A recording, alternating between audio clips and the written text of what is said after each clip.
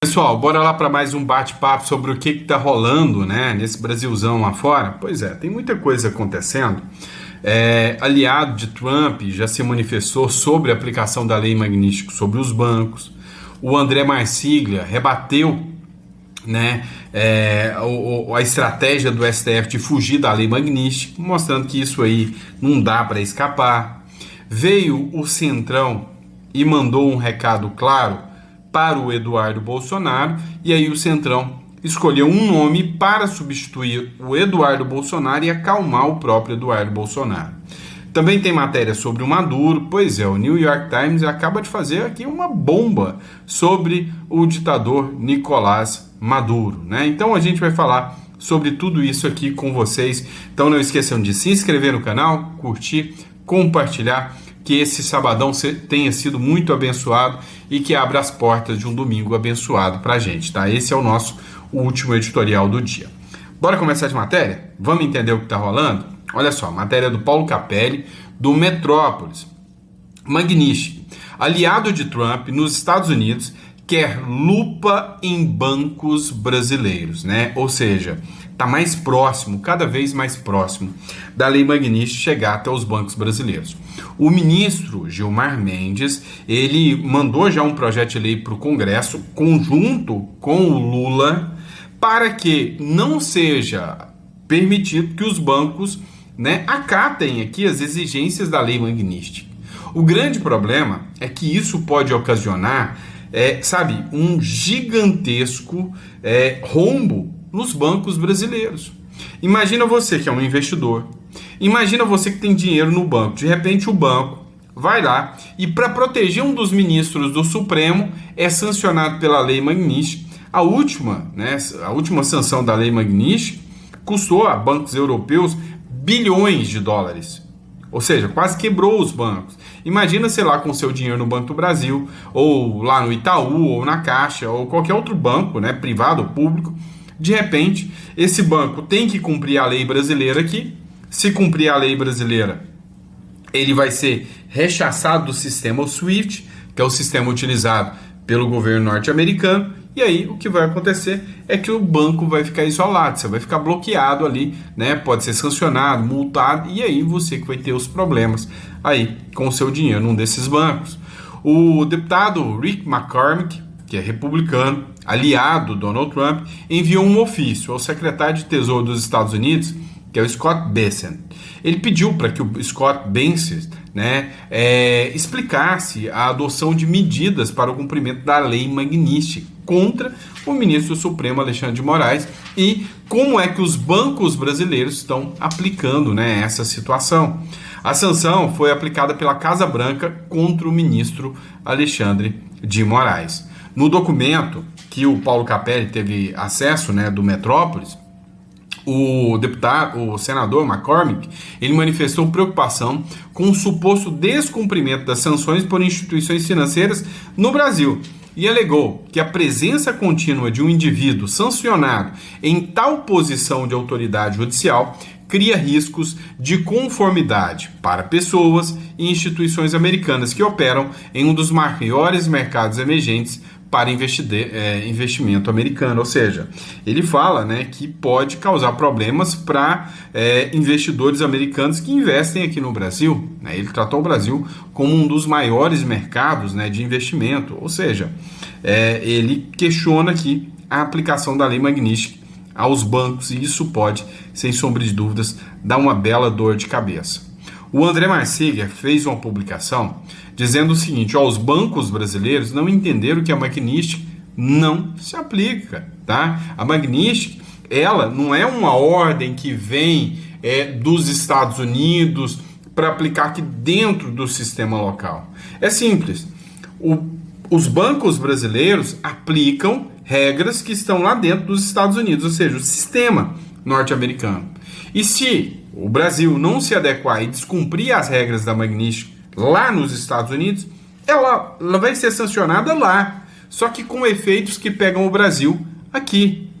Bancos brasileiros entendem que Magnitsky não se aplica. Gilmar Mendes sabe disso como? Ele fala em nome dos bancos e antes até mesmo disso, ele fala em nome dos bancos a partir de quê? Foi feita uma pesquisa? Ele tem conversado com bancos? A que título que o Gilmar está conversando com os bancos e falando em nome da classe dos banqueiros? Isso é muito estranho a um ministro. Então acho que já começa esquisita essa história por aí. E depois, que essa questão é sólida, é óbvio que se aplica aos bancos e às empresas, e não apenas se aplica, mas já está aplicada. Nós vimos, por exemplo, o escritório da esposa do ministro Moraes saindo do ar, nem mais querem hospedar o site do escritório da esposa do ministro Moraes. Imagina se um site está respeitando a Magnitsky, imagina se um banco não respeitará. É claro que se aplica e já está se aplicando. E como bem disseram aqui os meus colegas, a aplicação da Magnitsky é no exterior a empresas estrangeiras, e essas empresas norte-americanas estrangeiras, portanto, elas ficam impedidas de negociar com empresas brasileiras que prestam serviços para os sancionados. Então, não há uma possibilidade de fazer uma lei brasileira que interfira na economia dos Estados Unidos. Não há como fazer uma lei brasileira que impeça que os Estados Unidos gerenciem da forma que bem entenderem as empresas do seu país. É óbvio que isso sim seria atentar contra a soberania daquele país e não do nosso. Então eu não sei se o Gilmar Mendes é ingênuo ou acha que nós é que somos. O ponto é que me parece que o Gilmar está querendo dar um recado. Seja, como disse o Augusto Nunes, a imprensa analógica, essa imprensa oficial que repercute como se verdade fosse as falas dos ministros, seja os próprios bancos, dizendo a eles, olha, nós aqui do STF, em especial eu, ministro Gilmar, espero que vocês bancos não apliquem, não nos sancionem, não tragam problemas a nós ministros. Se assim fizerem, descumprirão a nossa expectativa, nos frustrarão e talvez sofram as consequências. Me parece que é muito mais um recado do que uma ingenuidade do ministro Gilmar. Claro, é muito mais um recado. O recado é, bancos, vocês vão ter que escolher ou os Estados Unidos ou nós. Um dos dois vai para cima de vocês. E aí o grande problema é, imagina você com dinheiro no banco, no mesmo banco que algum dos ministros do STF sancionados pela Magnitsky tem dinheiro também. Aí, né, é para acabar.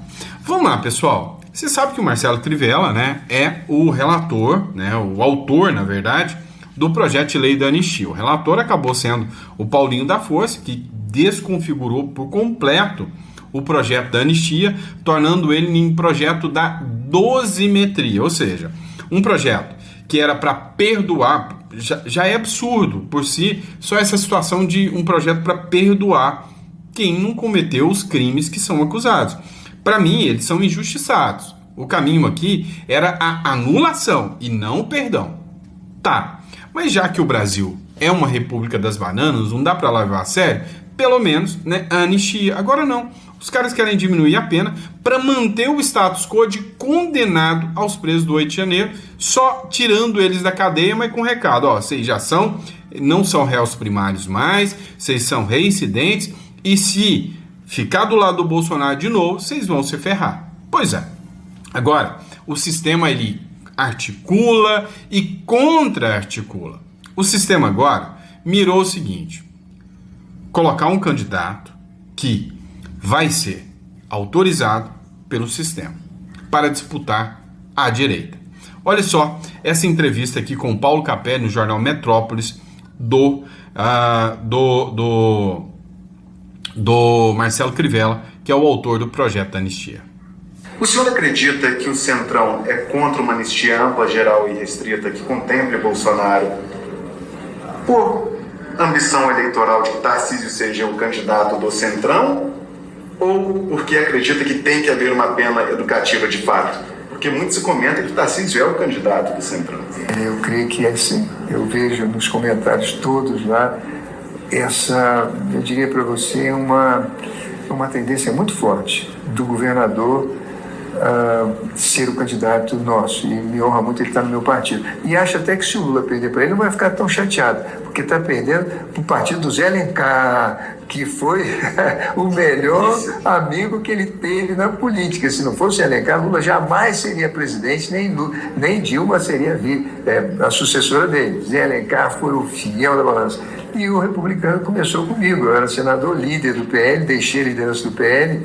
Ele também deixou o PL, nós dois criamos o Republicanos, esse partido 10, onde hoje está, para nossa alegria, o Tarcísio. Veja, o que diz o Centrão? Que mesmo, o Centrão, eu diria a você, ele sonha com uma anistia ampla, geral e restrita. Mas mesmo o Bolsonaro tendo a anistia ampla, geral e restrita, eles acham que o presidente deveria ceder para o Tarcísio por ser um homem mais do diálogo. Eu diria a você, há certas controvérsias, inclusive familiares do presidente, que eles acham que o presidente poderia até ganhar as eleições, não é falta de habilidade não, mas é o governo depois, a dificuldade para governar depois. Então, eu digo a você que não todos, eu não posso falar por todos, mas a maioria do Centrão sonha, como a direita também, com uma anistia ampla, geral e restrita, para todos, mas, como eu, acham isso muito difícil. Gostariam que isso ocorresse. E o presidente Bolsonaro, anistiado e com direitos eleitorais, eles diriam: presidente, nós achamos melhor o Tarcísio ser o seu candidato, nosso candidato. Não é nem pela viabilidade do senhor, não. A gente acha até que o senhor pode ganhar. O senhor já perdeu uma, poderia até ganhar. Mas, para governar, seria melhor o Tarcísio. É uma pessoa mais jovem, não tem os problemas que o senhor tem de saúde e poderia reconstruir as coisas. Esse eu acho o sentimento do Centrão. Esse é o sentimento do Centrão. O que eu quero que vocês aprendam com isso aqui, entendam com isso aqui? A pressão que paira sobre o Bolsonaro, tá? E o Marcelo Crivella, que é o autor do projeto da anistia, ele deu o resultado aqui final. Ainda que o Bolsonaro fique elegível, o Centrão vai dizer para ele: não, nós queremos o seu apoio, mas não queremos você. Esse é o recado do Centrão em relação ao Bolsonaro. Eu quero o seu apoio. Eu quero que você apoie o meu candidato, mas eu não quero que você seja o meu candidato. E é exatamente esse é o recado do Centrão. E aí é que chega essa brincadeira para vocês. Para acalmar o Eduardo, né? Bolsonaristas articulam uma chapa Tarcísio Flávio. Cara, você vai ficar bravo comigo, tá? Bravo, mas bravo, mas bravo, tá? Agora, eu preciso que você entenda uma coisa. Este aqui é 100% Centrão, tá? Não vem me falar que Flávio é direita, que não é. Então o Centrão entendeu o seguinte: olha, o Eduardo Bolsonaro, ele já falou que vai caçar briga com o Tarcísio, vai caçar briga com o Tarcísio e Michele de vice, porque o Eduardo Bolsonaro sente que a Michele Bolsonaro, se ela entrar, Bolsonaro está sendo coagido, Bolsonaro é um refém. Então, a única forma de calar a boca do Eduardo Bolsonaro, que o Centrão viu, é dizendo: olha, vamos colocar um dos nossos, que é o Flávio Bolsonaro, que é um do Centrão e que é da família Bolsonaro. Assim, o Flávio Bolsonaro vai ser o mesmo cara que sempre foi articulador, ele é vice, o sistema deixa, tá? O sistema deixa. O Flávio Bolsonaro é perseguido, como os demais? Não. Então, acharam um mecanismo perfeito do Eduardo Bolsonaro não querer travar uma briga contra o irmão, tá? Então, eles acham, né? E aqui eu não tô falando que é o PT que tá articulando, não. Eu tô falando que são aliados do Bolsonaro, tá? Que querem o Flávio Bolsonaro. São aliados do Bolsonaro que querem o Flávio Bolsonaro, tá? Vamos lá. Em uma entrevista, em uma tentativa de, abre aspas, acalmar Eduardo Bolsonaro, uma ala do bolsonarismo passou a articular nos bastidores uma chapa para 2026 com o governador Tarcísio de Freitas, republicano, de candidato a presidente, e o senador Flávio Bolsonaro, do PL do Rio de Janeiro, de vice. Essa aqui é uma chapa 100% Centrão, tá? 100% Centrão, tá? 100% Centrão. Uma chapa Tarcísio e Flávio Bolsonaro. É melhor do que Lula? Não tenho dúvidas. É melhor do que Lula? Tenha certeza. É melhor do que Lula? Para repetir mais uma vez, é óbvio. Se sair uma chapa Tarcísio e Flávio, eu vou torcer pro Tarcísio e o Flávio em detrimento do Lula? Claro, mas eu vou te falar, hoje eu tô ouvindo uma coisa, e aí se eu falar besteira, pega aí o chinelo aí e resolve o problema comigo. Digo mais para vocês, hoje tem muito bolsonarista que gosta mais do Eduardo do que até o próprio pai. Eu tô vendo um monte de gente falando, não, hoje, se tiver o Eduardo Bolsonaro e o Bolsonaro na disputa, eu voto no Eduardo, né? Porque o Bolsonaro já tá coagido. Então eu tô vendo muita gente falar isso. A avaliação dos caciques bolsonaristas é de que com o Flávio na chapa seria possível atrair o Eduardo Bolsonaro para o projeto do Tarcísio. Eles só estão pensando nisso aqui, ó. Atrair o Eduardo para o projeto do Tarcísio. Que o Eduardo não topa, não desce o projeto Tarcísio. O deputado insiste em ser candidato ao Palácio do Planalto, mesmo que por outro partido. E aí tá namorando o PRTB, o Partido Novo, caso seu pai e o PL apoiem o governador para a presidência, né? O Tarcísio, mesmo com que a Michelle de vice, o Eduardo poderia, né, se lançar candidato e não topar a Michelle. Mas com o Flávio Bolsonaro o discurso muda e a ideia dos caras é literalmente trazer o Eduardo Bolsonaro para apoiar o Tarcísio, custe o que custar, tá? Custe o que custar, tá? Vamos lá, pessoal. Saiu uma decisão agora do ministro do Supremo Alexandre de Moraes. Dá uma olhada nessa publicação do Sóstenes Cavalcante aqui. Moraes proíbe Bolsonaro de falar com seus próprios advogados, né? O Brasil não é para amadores, isso aqui não é brincadeira mesmo. Dá uma olhada no vídeo aqui. O pedido que foi feito hoje, nessa quinta-feira, pela defesa do ex-presidente Jair Bolsonaro. O que a defesa pediu? Que o ministro Alexandre de Moraes libere Bolsonaro de receber ligações com seus advogados. Por quê? Boa parte deles mora em São Paulo ou está em São Paulo o tempo inteiro, mora lá, mas não vem aqui todo dia ou no momento que o Bolsonaro precisa. Então eles pedem isso ao relator, que é o ministro Alexandre de Moraes. E aí pedem uma outra coisa também, que é a revogação, ou seja, derrubar as cautelares contra o ex-presidente, que é um pedido que foi feito no mês passado, após a denúncia envolvendo Eduardo Bolsonaro, que é o filho dele, naquele caso de coação à justiça. Vamos mostrar aqui a informação que a gente tem aqui do Márcio Falcão.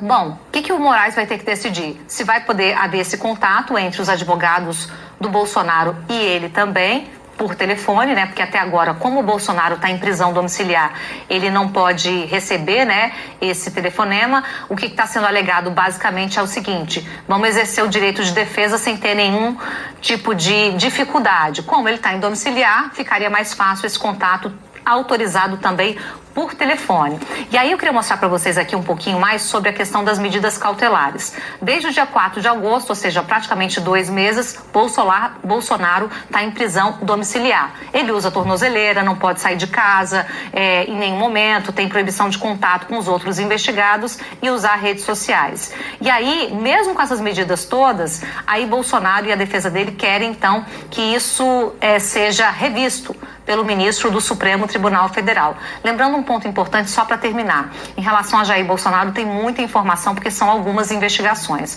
Bolsonaro está em prisão domiciliar relacionada ao caso que não é ainda da condenação do Supremo Tribunal Federal. Essa condenação, ela ainda precisa ser colocada em prática. Então é por isso que a defesa pede em um outro caso, que é o que envolve o filho dele, Eduardo Bolsonaro, coação à justiça, para rever essas medidas. Já que o inquérito terminou, tem denúncia da justiça e a defesa acha que nesse ponto essas medidas não precisariam mais. Vamos acompanhar o que sai de decisão do ministro Alexandre de Moraes. O que faltou a repórter explicar aqui para vocês é que o Bolsonaro foi denunciado no caso, né, por coação do Eduardo Bolsonaro em relação ao ministro Alexandre de Moraes. O Procurador-Geral da República apresentou denúncia, tirando o Bolsonaro. Ué, se o o fato que o Moraes usou para prender o Bolsonaro era coação junto com o Eduardo. O Procurador-Geral da República, que é o chefe do MP, disse que o Bolsonaro não coagiu, acabou tudo, que mantinha, né, a possibilidade de prender o Bolsonaro, né, a cautelar de prisão do Bolsonaro. O Alexandre de Moraes tinha que ter liberado o Bolsonaro de imediato e não o fez, tá? Vamos lá, pessoal, eu já tratei disso aqui, né? Agora vocês precisam ver de novo essa matéria aqui, ó.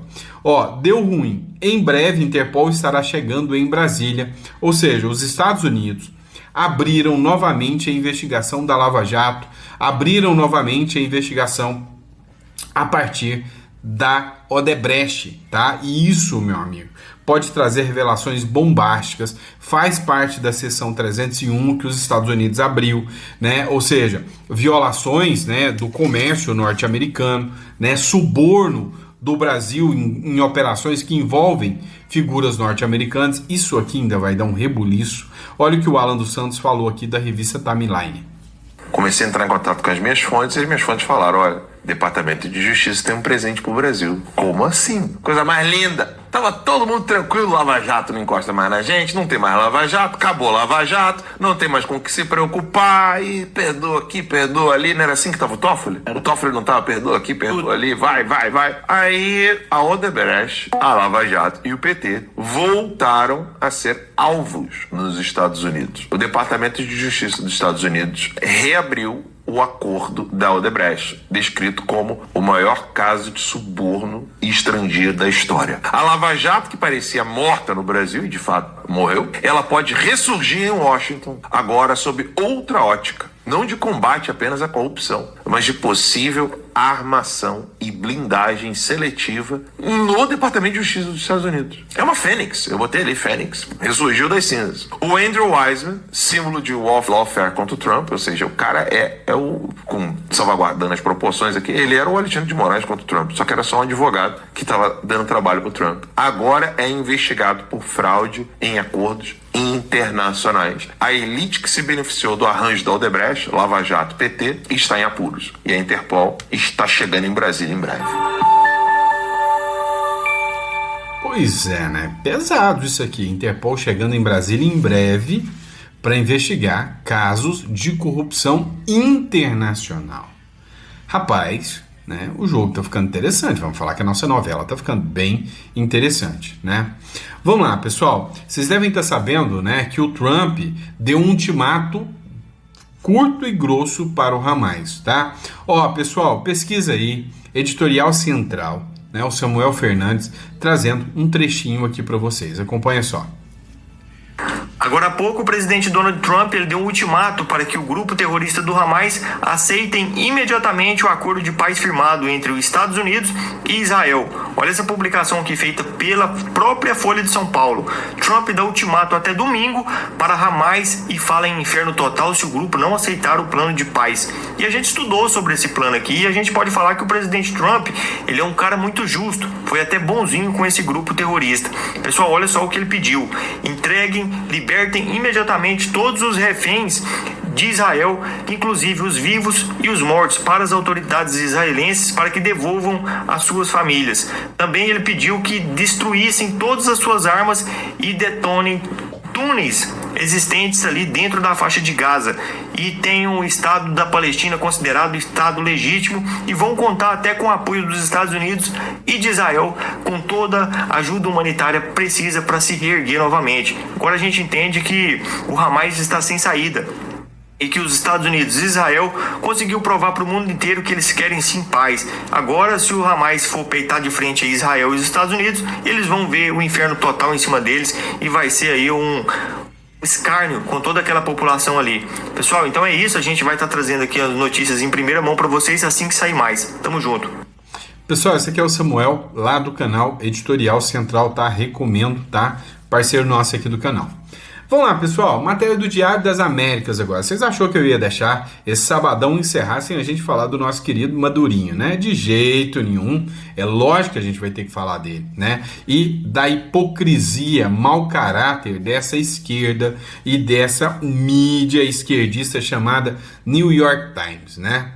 Olha só, o Diário das Américas fez essa publicação aqui dizendo o seguinte, olha só. New York Times vitimiza a Maduro na sua ânsia de criticar Donald Trump. Cara, é o que eles mais fazem, né? Eles já disseram até que o Maduro é de direita. Só para você ter noção, o tanto que essa mídia, né, ela é mau caráter. A recente reportagem do New York Times sobre a situação da Venezuela termina deixando claras dúvidas das intenções de trás de um trabalho de jornalístico que, de maneira velada, questiona a política exterior do presidente Donald Trump, enquanto reforça um relato vitimista do regime de Nicolás Maduro. Olha só isso. A omissão que faz o periódico, né, a mídia nova-iorquina, do papel do regime chavista no narcotráfico, ao levá-lo ao plano ideológico, buscaria questionar as ações da Casa Branca no Caribe. Você acredita que o The New York Times está limpando a imagem de Nicolás Maduro? Ou seja, o New York Times está dizendo que é uma mentira, é uma invenção o que o Donald Trump está falando sobre o Nicolás Maduro, que o Nicolás Maduro não é um narcoterrorista, né, que não existe essa história de narcoterrorismo, que isso é mentira, né? E aí, meu amigo, é claro, né, é nítida, né, a cara de pau dessa turma da esquerda, né, da mídia esquerdista. Vamos lá, pessoal, vamos assistir isso aqui, ó. Alexandre Frota se manifesta após ter mandato de vereador cassado. O Alexandre Frota foi eleito vereador em Cotia, né, no interior de São Paulo, região metropolitana de São Paulo.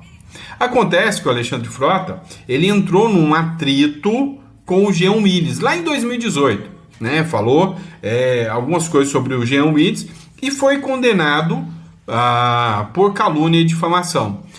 E agora ele teve um mandato cassado. O fato aconteceu em 2018, né? Ele foi processado em 2018, se eu não me engano, e agora é que ele teve um mandato cassado, um mandato que ele ganhou depois, foi eleito depois, e mesmo assim, olha só.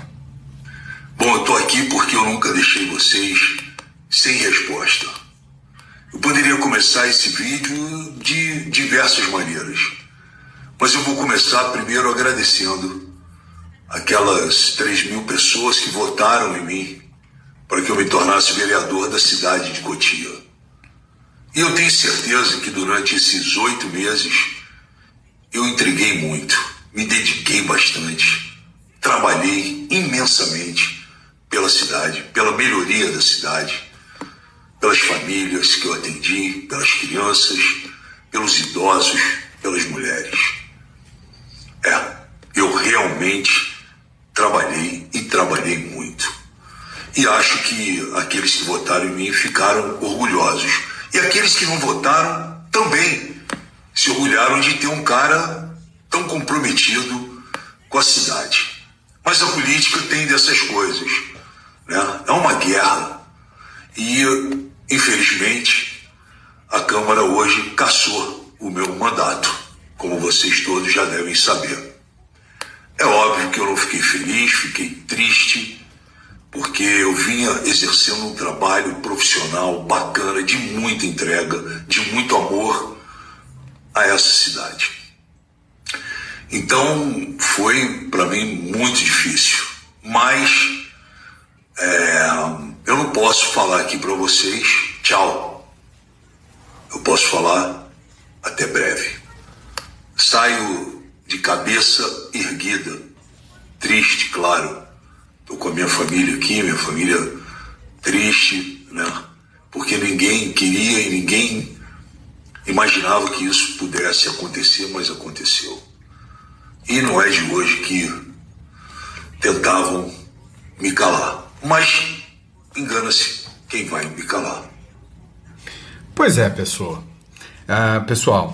vocês podem ter qualquer sabe, conflito com Alexandre Frota, podem ter raiva do Alexandre Frota, ódio do Alexandre Frota por causa do que ele fez com o Bolsonaro, da traição dele com o Bolsonaro. Agora vocês precisam entender duas coisas e a gente precisa ser sincero. 3.000 pessoas escolheram ele. E aí, o poder que eles estão dando simplesmente de caçar deputados e senadores é preocupante. O Alexandre Frota, do ponto de vista de atuação, assim como o Kim Kataguiri, assim como outros, não posso dizer que era um cara gastador, não era um cara que fazia um mau trabalho. Depois que saiu a cassação dele, eu fui observar alguns projetos que eu julgo até pertinentes. Agora, que hoje você é caçado não pelo que você fez, mas por quem você é. Provavelmente ele estava incomodando alguém lá dentro de Cotia, tá? Provavelmente, tá? Então, vocês podem até não gostar dele, mas eu não vou ser leviano aqui em dizer que, ai, que bom que ele foi caçado. Não, porque eu acho que isso viola e viola muito a democracia, tá? Eu sou totalmente contrário a isso. Vamos lá. Preciso tratar dessa matéria aqui com vocês, tá? Ó, há um ano da eleição, adivinhem, Lula é o favorito. Quem acredita nisso aí, fala aí pra mim. Quem acredita que o Lula, né, é o favorito aí para as eleições, tá? Olha, pra mim, isso é um verdadeiro absurdo, tá? É um escárnio com a cara da população. Por quê? Porque começa já agora, né, essas publicações, e eu não acredito nisso, tá? Opinando aqui, eu acho que a popularidade do Lula, pelo contrário, ela é muito baixa, mas eu tô vendo o caminho sendo trilhado para eles reelegerem o Lula, e é aí que mora a minha preocupação. Depois de ficar atrás do empatado na margem de erro contra os seus possíveis principais adversários na corrida pelo Planalto, no ano que vem, o presidente Luiz Inácio Lula da Silva caminha para encerrar 2025 como o favorito. Esse é o quadro mostrado em levantamento divulgado pelas principais empresas de pesquisa. É impossível saber se esse clima positivo para Lula se mantém até daqui a pouco, mais de um ano, em 4 de outubro de 2026, enquanto será realizado o primeiro turno da eleição presidencial. O fato é que, hoje, o momento político é favorável ao petista de uma forma que nunca esteve nesse seu terceiro mandato. E aí eles argumentam, eles falam na cara dura que é graças ao Trump, né? É o Trump que está entregando de bandeja para o Lula. Será que isso é verdade? Eu, particularmente, não estou vendo em momento algum alguém falando, eu vou votar no Lula. Ou também não estou vendo ninguém falando, não, eu estou feliz de ter votado no Lula. Eu não vejo. Mas as pesquisas dizem que ele está na frente, né? Cara, golpe tá aí, cai quem quer, né? Vamos lá, vamos falar disso aqui. Matéria e publicação do Frederico Dávila. O Trump exige encontro presencial e televisionado com Lula na Casa Branca. Meu irmão. Olha, isso aqui vai ser uma coisa que ninguém, mas absolutamente ninguém sabe o que vai dar. Trump deixou claro que a transparência não é negociável. O ex-presidente americano só aceita se reunir com Lula se o encontro for presencial, na Casa Branca e transmitida ao vivo, diante do povo e da imprensa, né? A condição é simbólica. Representa o contraste entre a clareza que Trump defende e os bastidores obscuros do governo petista. Enquanto o líder americano aposta na verdade, exposto à luz do dia, Lula teme o julgamento público de suas ações e alianças.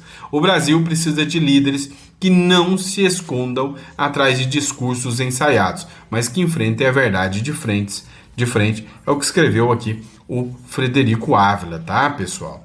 O que eu tenho para dizer para vocês? Essa entrevista que pode acontecer, ou essa reunião que pode acontecer entre Trump e Lula, é uma roleta russa. Ninguém sabe o que isso vai dar. Se o Lula vai sair humilhado, ou se o Lula vai sair maior. Não pensem que tudo é lindo. Até agora você só se ferrou e você ainda acredita que tudo é lindo. Não fica assim não, tá? Tem que ter os pés no chão. Então, isso pode ser um verdadeiro tiro no pé. Vai depender da forma que o Trump vai se portar e de que o Lula vai se portar. E o Lula, não sei se ele está disposto a encarar esse tiro no pé, né? Para uma pessoa que está ferrada, tá tudo bem. Mas a minha visão é que o Lula ainda aposta e prefere que o Trump continue penalizando o Brasil, tá bom? Pessoal, vamos lá, ó. Último recado para vocês. Pessoal, entre em contato. Telefone 16 99321 0648. Esse é o telefone da Imigra Mais, tá? Você tem que entender que hoje é muito importante, tá? E agora ter uma residência fora do país e abrir uma conta em dólar, deixar reservas fora do Brasil. Eu garanto para vocês, né? A minha aposta, né? Minha aposta. Se continuar da forma que está, com os gastos exacerbados, do jeito que estão, o real vai desvalorizar como nunca. E você pode ter seus ativos congelados no futuro aí. Quem lembra do Collor? Então, tomem muito cuidado com o que está acontecendo. Entre em contato. O Uruguai é rápido, é fácil de você tirar cédula. Você não precisa morar lá no Uruguai para tirar cédula. Hoje é a mais barata que tem para você ter uma cédula do Uruguai e poder, né, tá abrindo sua conta bancária em dólar. Quem sabe a gente até se encontra no Uruguai. Então entre em contato com a Imigra Mais, que eu tenho certeza que você vai ser muito bem atendido. Tá na descrição aqui também, tá certo? Grande abraço, fiquem com Deus, muito obrigado e até o próximo editorial.